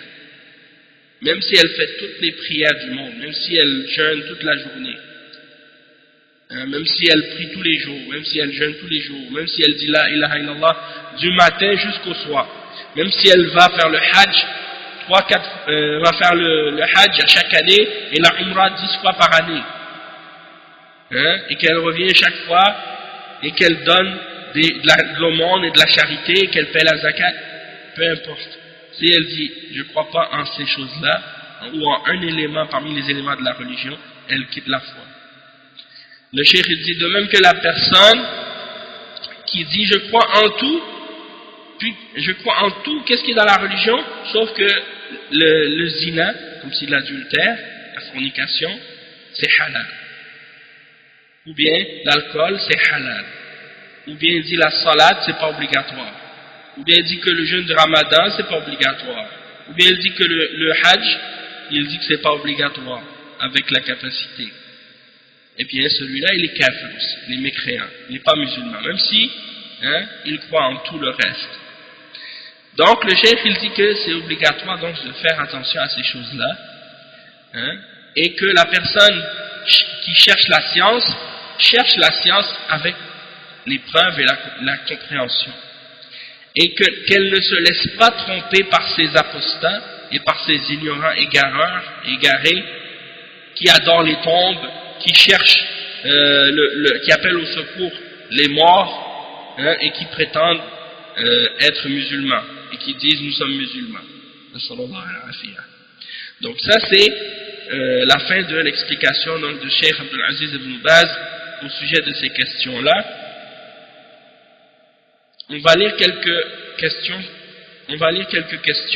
qui ont été posées à la suite de ce cours, puis on va s'arrêter à la suite de ça, Inch'Allah. Donc la première question, ما حكم من قال في دعائه يا حبيبي ويريد الله وقول يا مسهل وقول يا هادي يا دليل؟ الجواب ما فيها شيء، هو أحب حبيب سبحانه وتعالى، ولكن ادعوه بأسمائه يا الله يا رحمن، لأن الله يقول ولله الأسماء الحسنى فادعوه بها، وقال ادعوني، ما قال ادعوني بحبيبي، ادعوني بأسمائي وصفاتي يا الله يا رحمن يا رحيم يا ربي يا ذا الجلال والإكرام وإن كان هو أحب حبيب ولكن يدعى بصفاته التي بينها سبحانه وتعالى. Donc quelqu'un pose la question, quel est le verdict de la personne qui dit dans son dua oh mon bien-aimé et il veut dire Allah, ou bien qui dit oh toi facilitateur, celui qui facilite, ou toi oh toi guideur, hein? Qu'est-ce que c'est le verdict de quelqu'un qui dit ça dans son dua? Le cheikh dit il n'y a pas de problème parce que Allah c'est celui qui est le plus aimé des bien-aimés, hein, c'est lui qu'on aime le plus, sauf que Allah subhanahu wa ta'ala on doit l'invoquer par ses noms. Donc tu dis oh Allah, oh Rahman, Ya Rahman, hein, parce que Allah il dit dans le Coran dans Surat Al-A'raf le verset 180 c'est à Allah qu'appartient les plus beaux noms, alors invoquez-le par ceci. Invoquez-le par ceci. Il n'a pas dit invoquez-moi en m'appelant le bien-aimé. Il a dit invoquez-moi par mes noms, par mes attributs. Oh Allah, oh Ar-Rahman, le tout miséricordieux, oh très miséricordieux, oh mon Seigneur, oh toi, celui qui est plein de majesté et de noblesse. Hein? Mais ça c'est qu'est-ce qui est mentionné dans le Coran de faire. Mais même si Allah c'est le plus aimé des bien-aimés, mais c'est ce qu'on doit faire, c'est de l'invoquer par ses attributs et par ses noms qui sont mentionnés dans la révélation et qui la clarifient. Ensuite une autre question, ma hukmu man sa'ala billah li amrin wa lam yujib. ما حكم من سأل بالله ولم يفعل ما حكم من سأل بالله لأمر ولم يجب وما حكم من سئل بالله ولم يفعل الجواب النبي صلى الله عليه وسلم قال من سأل بالله فأعطوه إلا إذا كان ما له حق فيما يسأل ولو قال أسألك بالله ما يعطى ولكن إذا سأل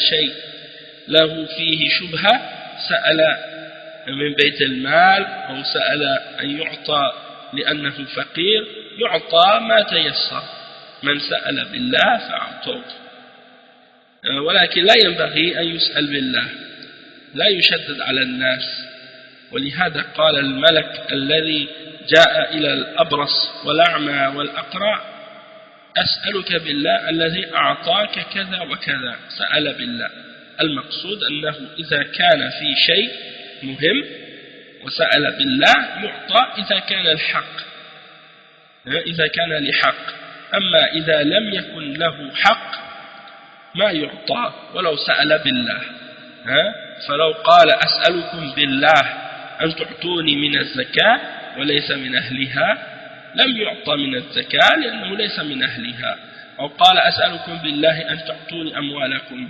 والذي عندكم كله ولا تجعلون لكم شيء ما يعطى.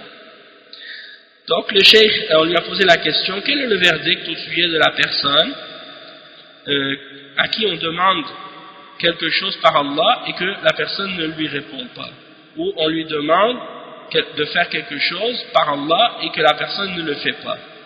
Le cheikh il répond, il dit que le prophète sallallahu alayhi wa sallam a dit celui qui est demandé, celui à qui on demande quelque chose par Allah, ou celui qui vous demande quelque chose par Allah, donnez-lui.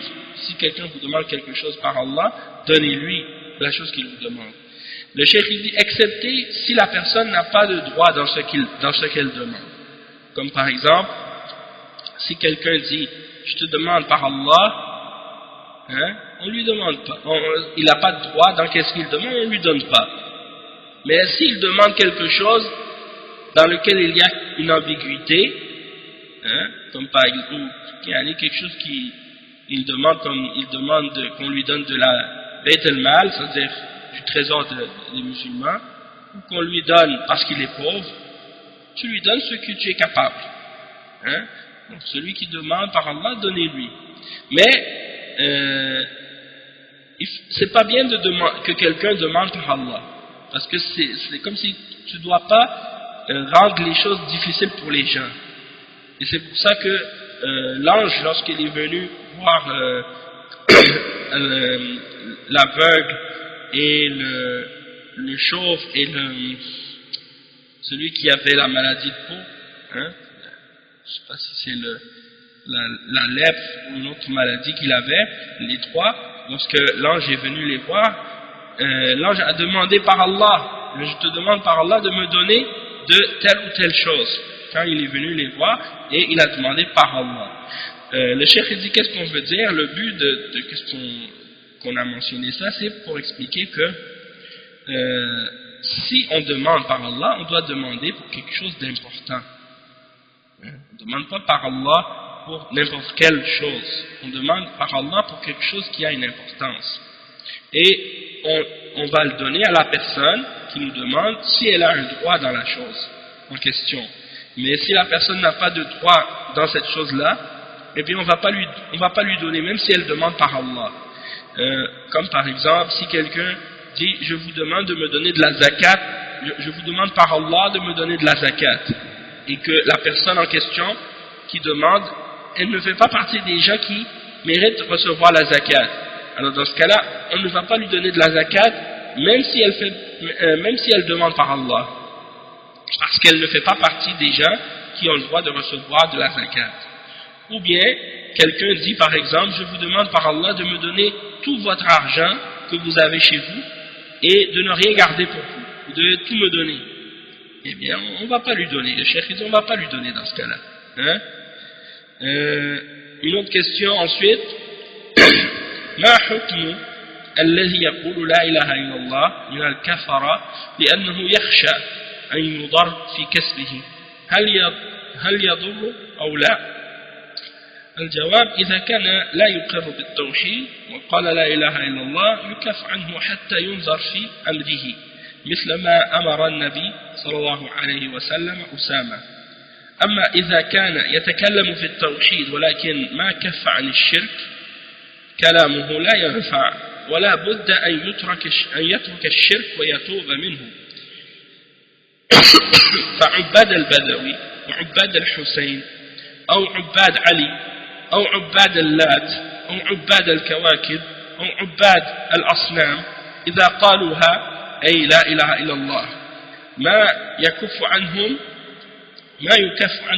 حتى يتوبوا من عملهم حتى يتوبوا من شركهم وكفرهم. وهكذا من سب الله أو سب الرسول صلى الله عليه وسلم وهو يقول لا إله إلا الله ما يكف عنه حتى يتوب من هذا. Donc le cheikh, on lui a posé la question, quel est le verdict au sujet de la personne qui dit la ilaha illallah parmi les kuffars parce qu'il a peur, hein, qu'on lui fasse du tort dans qu'est-ce qu'il a comme bien. Ou bien, yani, le cheikh dit, est-ce que ça lui fait du tort ou non? Et le cheikh il répond, il dit, si quelqu'un il ne croit pas au tawhid, il n'accepte pas le tawhid, et qu'il dit la ilaha illallah, on va s'abstenir de lui faire un tort jusqu'à ce qu'on regarde dans sa situation. Comme l'exemple de ce que le prophète Muhammad sallallahu alayhi wa sallam a ordonné à Oussama. Mais si la personne, une fois qu'elle a dit la parole du tawhid, elle ne cesse pas de faire le shirk, alors sa parole elle ne lui sera pas d'aucun profit, d'aucun bien, elle ne lui sera pas d'aucun bienfait. Il faut que la personne cesse de faire le shirk et il faut qu'elle s'en repente. Donc les gens qui adorent Al-Badawi, qui adorent Al-Hussein, qui adorent Ali, qui adorent Al-Lat, ou bien qui adorent les astres, les étoiles, ou bien qui adorent les idoles, s'ils disent la ilaha illallah mais qu'ils ne cessent pas,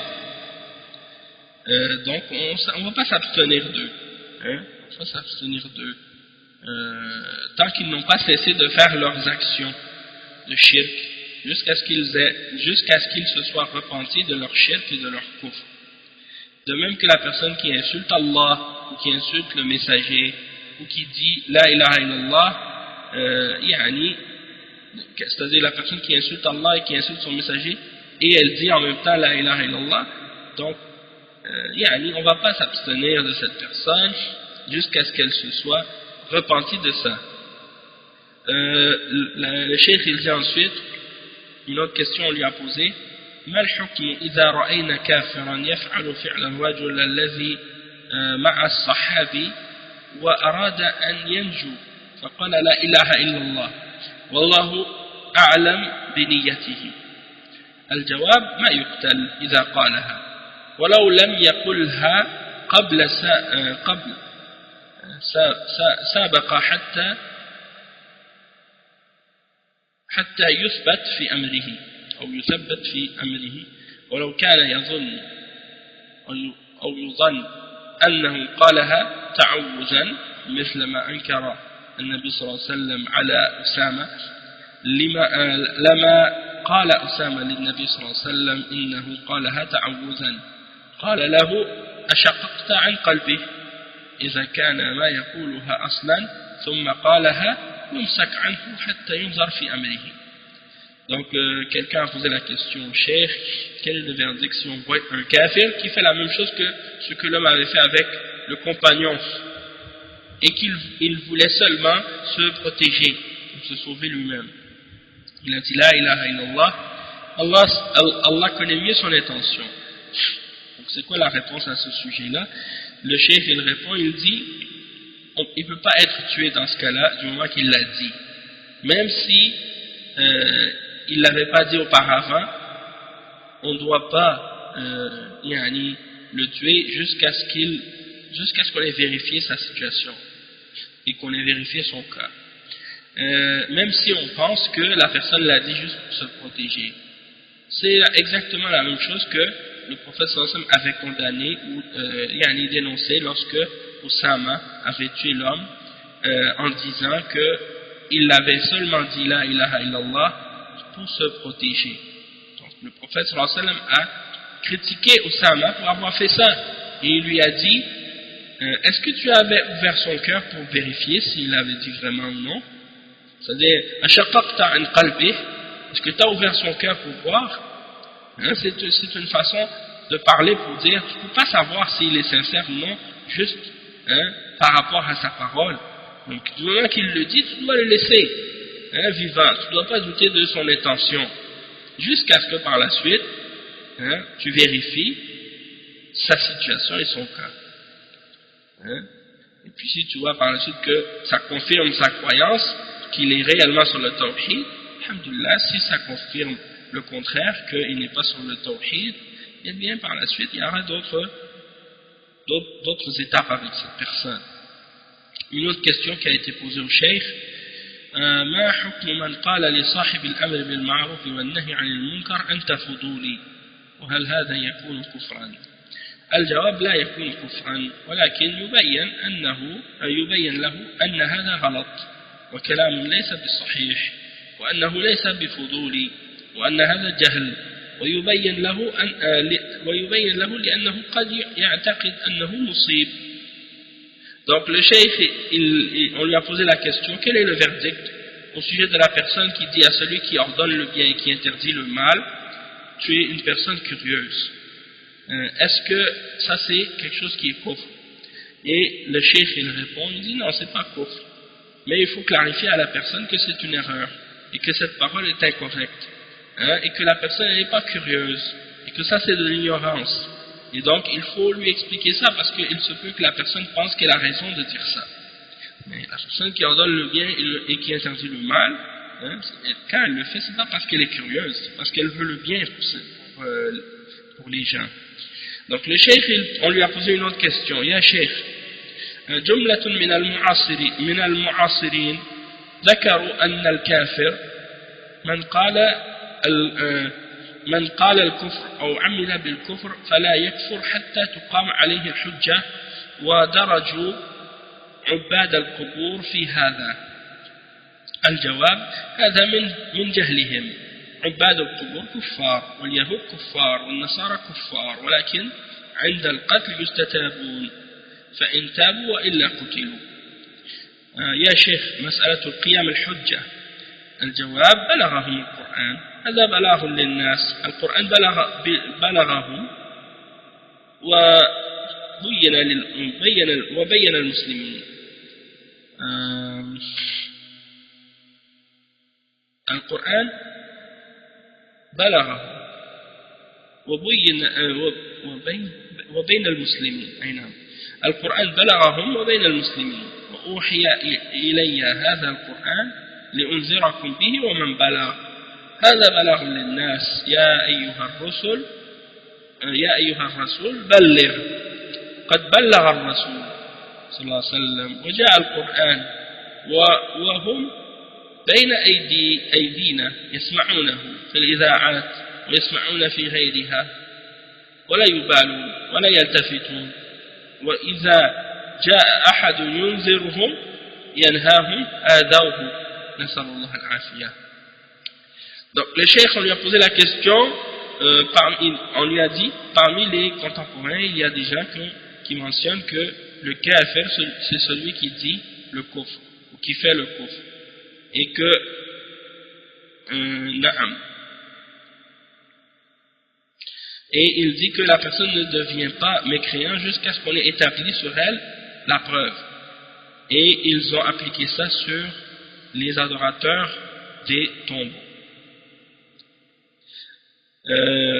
Donc le cheikh il mentionne, il dit que ça c'est de leur ignorance. Il dit les adorateurs des tombeaux, les gens qui adorent les tombes, c'est des kuffars, et les juifs c'est des kuffars, et les chrétiens c'est des kuffars, mais lorsque vient le moment du combat ou de l'exécution, on leur demande de se repentir, et s'ils se repentent, ils sont laissés, mais s'ils ils refusent de se repentir, dans ce cas-là ils sont tués, ils sont exécutés. Et la personne pose la question ensuite au sujet de la question d'établir la preuve, et c'est ça ce que je mentionnais au dernier cours par rapport à la question de l'établissement de la preuve, qu'il y en a des ulama parmi les ulama comme Cheikh Bin Baz et Cheikh Al-Fawzan et d'autres mashayikh aussi considèrent que toute personne qui a entendu le Coran, eh bien la preuve a été établie contre lui. Parce que ça, c'est des choses qui font partie de ce qui est clair de la religion, le tawhid et le shirk. Donc pour eux, dans ces questions-là, il n'y a pas d'établissement de la preuve. Du moment que la personne a entendu le Coran et la Sunna, et qu'ils comprennent la langue arabe, et qu'ils ont accès à la science, donc dans ce cas-là, ces gens-là sont, la preuve a été établie contre eux. Et le cheikh, c'est ça qu'il répond à ce sujet-là. Tandis qu'il y a d'autres ulama qui ont mentionné que, bien entendu, il y a même Cheikh Bin Baz aussi, même Cheikh Al-Fawzan, ils ont dit, si c'est des gens par contre qui n'ont pas accès à la science, qui sont dans des endroits très isolés ou qui viennent de se convertir à l'islam, ou que ce sont des gens qui ne comprennent pas l'arabe, des gens qui viennent dans des pays où ils n'ont pas lu le Coran en arabe, ils ne connaissent pas la langue arabe ou des choses comme ça, ces gens-là, c'est pas la même chose. Mais ils les considèrent quand même comme étant des mouchriquins et des kuffars, mais ils disent qu'il faut leur faire la da'wa et qu'il faut les appeler au tawhid et leur expliquer les choses. Et il y en a qui mentionnent parmi les ulama que ces gens-là, parmi ceux qui sont dans les catégories qui seront excusés, c'est juste qu'au jour de la résurrection, ils ne seront pas jugés de la même manière que les autres, ils auront un jugement spécial et ils auront en fait une épreuve à traverser ou une épreuve à passer, et que s'ils réussissent cette épreuve, ils seront au paradis. Donc ça c'est ceux qui n'ont pas reçu le message, ou à qui le message n'a pas été transmis. Mais ici le cheikh il explique par rapport à ceux qui savent, et ça c'est par rapport à des gens qui font le shirk et qui adorent les tombes et les morts et qui connaissent la langue arabe et même parfois sont très, très éduqués et qui ont appris beaucoup de choses sur la religion de façon générale. Même parfois il y en a qui sont même des docteurs en islam, comme Cheikh Al-Fawzan l'a expliqué, et qui défendent le shirk, et qui déclarent même kuffar ceux qui ne sont pas d'accord avec eux. hein, dans l'adoration des morts. Donc, ces gens-là, ils disent le Coran dans leur langue, hein, le Coran, pardon, il leur a été transmis, et ce Coran, il est une transmission pour les hommes, et il est parmi les musulmans. Et Allah subhanahu wa ta'ala a dit dans le verset 19 dans Surat Al-An'am, ceci, le verset qui dit « Et on m'a révélé ce Coran pour que je vous avertisse et pour avertir tous ceux à qui il est transmis. » Et le verset 52 dans Surat Ibrahim, dans lequel Allah subhanahu wa ta'ala dit « Et c'est une transmission pour les hommes. » Et le verset 67 dans Surat Al-Ma'ida « Ô toi le messager, transmets. » Et le cheikh, ensuite il dit que le messager, sallallahu alayhi wa sallam, il a transmis. Et le Coran, il a été transmis. Hein? Et il est parmi nous, entre nos mains. Et on l'entend dans les émissions de radio, même à la radio, on entend le Coran. Et on l'entend également ailleurs. Et les gens, ils entendent des versets qui parlent du tawhid et qui interdisent le shirk, et ils ne donnent pas d'importance à ça. Hein? Et si quelqu'un vient pour leur parler, pour leur dire que ce qu'ils font c'est du shirk, et pour leur interdire de le faire, ils lui font du mal. Hein? Ils lui disent des paroles, des insultes, ou même ils vont le frapper même, peut-être. Ensuite, quelqu'un pose la question à propos de... ensuite, une autre question a été posée. حديث الرجل الذي قال إذا مت فحرقوني. الجواب هذا جهل من بعض السنن. هذا جهل بعض السنن من الأمور الخفية من كمال القدرة وجهلهم وجهلها فعذر جهلها فعذر حمله على ذلك خوف الله وجهل تمام القدرة فقال لأهله ما قال. Donc on lui a posé la question au sujet du hadith dans lequel on mentionne que l'homme, lorsqu'il est mort, il avait demandé à ses enfants de le brûler et de répandre ses cendres. Donc le cheikh dit ça, c'est parce qu'il a ignoré, il ignore certains des éléments qui sont subtils, comme la perfection de la toute-puissance d'Allah. Donc à cause de son ignorance, il a été excusé, parce qu'il a fait ça par crainte d'Allah. Hein? Donc le fait d'ignorer la puissance totale d'Allah subhanahu wa ta'ala, la puissance complète d'Allah subhanahu wa ta'ala, donc la personne a ignoré ça, alors à cause de ça, elle a dit à sa famille, à ses enfants de le brûler, puis de répandre ses cendres. Il pensait que Allah n'allait pas pouvoir le ramener devant lui, parce qu'il avait honte de ses péchés. Donc, malgré que ça, c'est comme les ulama, ils mentionnent souvent ce hadith-là pour dire que si quelqu'un fait un acte de kufr par ignorance, qu'il est excusé.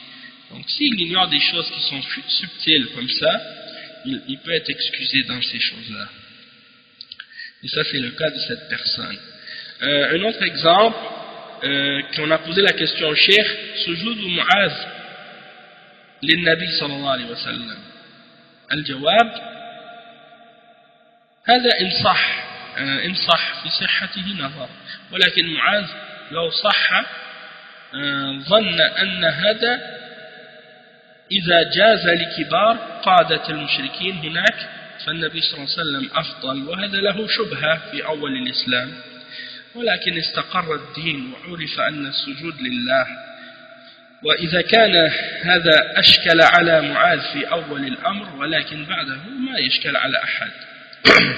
Donc le cheikh, on lui a posé la question à propos de la prosternation de Mu'az devant le prophète sallallahu alayhi wa sallam. Le cheikh, il dit, ça il y a déjà à propos de son authenticité, il dit il faut vérifier l'authenticité de cette parole. Mais il dit, mais Mu'az, même si cette parole elle est vraie, même si elle était authentique, c'est parce que Mu'az, il a pensé que si c'était permis aux gens importants parmi les mouchriquins que les gens se prosternent devant eux, donc il a vu que le prophète sallallahu alayhi wa sallam était meilleur qu'eux, et donc il a fait cette analogie là en disant que si eux ils le font pour ces gens là, donc le prophète sallallahu alayhi wa sallam le mérite encore plus.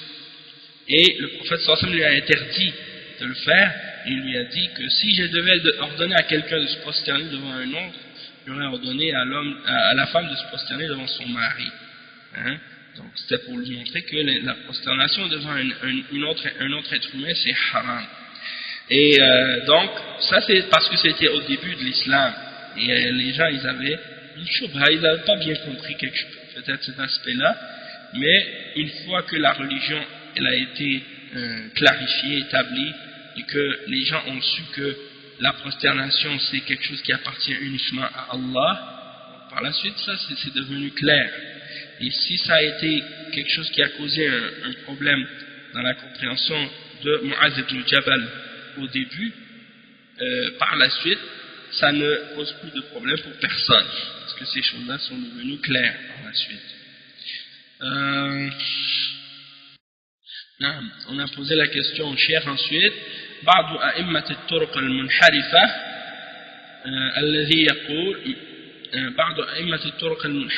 الذي يقول وصلنا إلى مرتبة اليقين فلا تلزمنا العبادات. الجواب هذا يكفر عند أهل العلم بإجماع أهل العلم. من قال تسقط عني العبادات كفر بإجماع أهل العلم إلا إذا كان جن أصابه جنون. Donc on a posé la question au cheikh à propos de certains imams des turuq déviés, comme les soufis par exemple. Ils disent qu'ils sont arrivés à un degré de certitude et qu'à ce moment-là les adorations obligatoires ne sont plus obligatoires pour eux. Le cheikh il répond en disant que ça c'est kufr selon tous les hommes de science, selon le consensus des hommes de science. Ça, cette personne qui dit ça, elle a mécru.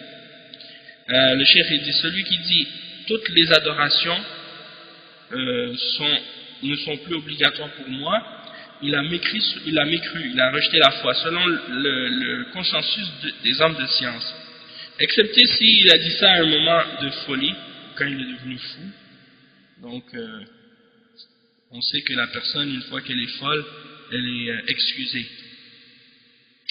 Et c'est souvent ça qui arrive à ces soufis-là, quand ils sont pris par des moments de folie, ils perdent la tête, et ils disent des paroles de kufr. Donc, on va s'arrêter ici pour aujourd'hui. Subhanakallahumma wa bihamdik, ashhadu an la ilaha illa ant, astaghfiruka wa atubu ilayk. Barakallahu fikum wa jazakumullahu khairan. Wassalamu alaykum wa rahmatullahi wa barakatuh. Et à la semaine prochaine, Inch'Allah.